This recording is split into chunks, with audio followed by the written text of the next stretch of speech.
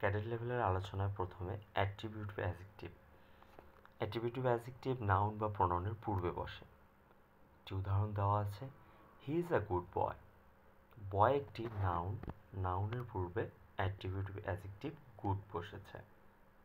এরপর post positive adjective. Post positive অ্যাডজেক্টিভে মনে রাখার বিষয়, এটি কোনো সেন্টেন্সে ইন্ডিফিনিট প্রোনাউন থাকলে অ্যাডজেক্টিভ পরে বসে। জেনারেলি আমরা প্রথম নিয়ম অ্যাট্রিবিউটিভ অ্যাডজেক্টিভে দেখলাম নাউন বা প্রোনাউনের পূর্বে বসে, কিন্তু যদি ইনডিফিনিট প্রোনাউন থাকে, ইনডিফিনিট প্রোনাউন আমরা প্রোনাউনের ক্লাসে শিখেছি something, someone, somebody, everyone, everything, everybody, এই সমস্ত যদি থাকে তাহলে অ্যাডজেক্টিভটা ওই প্রোনাউনটার পরে বসবে। কীভাবে হয় দেখি। I want to say something, এই যে প্রোনাউন পাইলাম, I want to say something special to you, তাহলে আমি তোমাকে কিছু স্পেশাল বলতে চাচ্ছি। তাহলে এখানে আমরা দেখলাম ইনডিফিনিট প্রোনাউনের পরে অ্যাডজেক্টিভ বসে, এই স্পেশালটা হচ্ছে অ্যাডজেক্টিভ। এরপর I saw someone mad on the road, তাহলে এখানে সামওয়ান হচ্ছে ইনডিফিনিট প্রোনাউন, এরপর হচ্ছে ম্যাড হচ্ছে adjective. We need everything necessary in our lives, তাহলে আমাদের জীবনের যে প্রয়োজনীয় জিনিসগুলো, এভরিথিং সকল প্রয়োজনীয় জিনিস, নেসেসারি মানে প্রয়োজনীয়, এখানে এটা কি হবে, অ্যাডজেক্টিভ হবে। এরপর আসি প্রেডিকেটিভ অ্যাডজেক্টিভ। প্রেডিকেটিভ অ্যাডজেক্টিভটা লিঙ্কিং ভার্বের পরে বসে। লিঙ্কিং ভার্ব কি, যদি কোনো সেন্টেন্সে মেইন ভার্বের পরিবর্তে বি ভার্ব বসালে, বি ভার্ব কি অ্যাম, ইজ, আর, ওয়াজ, ওয়ার, এগুলো আমরা পড়ছি, সেই সেন্টেন্স অর্থ প্রকাশ পায় তবে তা লিঙ্কিং ভার্ব হয়, আর লিঙ্কিং ভার্বের পরে প্রেডিকেটিভ অ্যাডজেক্টিভ বসে। কিভাবে হয় দেখি। উদাহরণগুলোতে দেখেন, ম্যাঙ্গোস লুক গ্রিন, এখানে মেইন ভার্ব হচ্ছে লুক, তাহলে লুকের পরিবর্তে আমরা বি ভার্ব দ্বারা এক্সচেঞ্জ করলাম, আর বসাইলাম, আর বসালেও কিন্তু অর্থ প্রকাশ পাচ্ছে।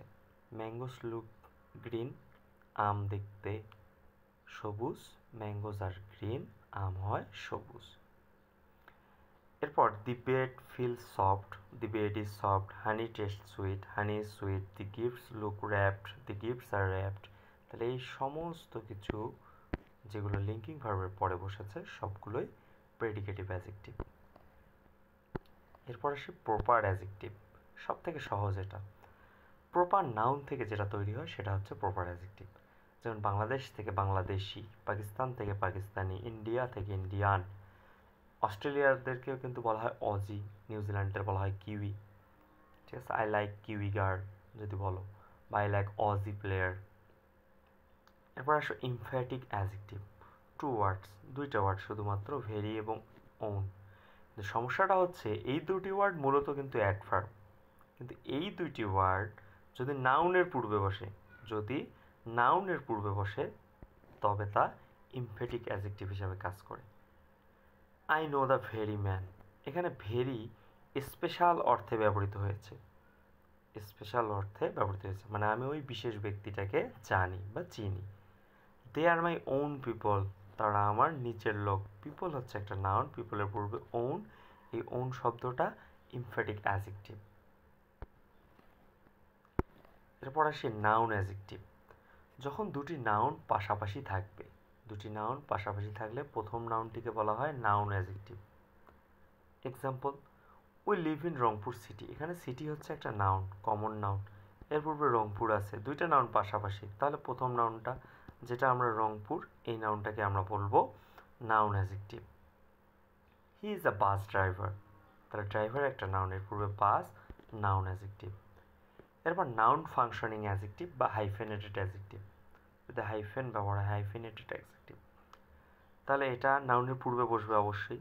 যেমন বুক, বুকের সামনে দেওয়া আছে 10 পেজ, বইটার অবস্থা কেমন, 10 পৃষ্ঠার বই, যদি বলে আমাকে একটা 10 পৃষ্ঠার বই দাও বা ওই 10 পৃষ্ঠার বইটা আমার, তাহলে দি 10 page book is mine, I am 10 year old. ধন্যবাদ সকলকে।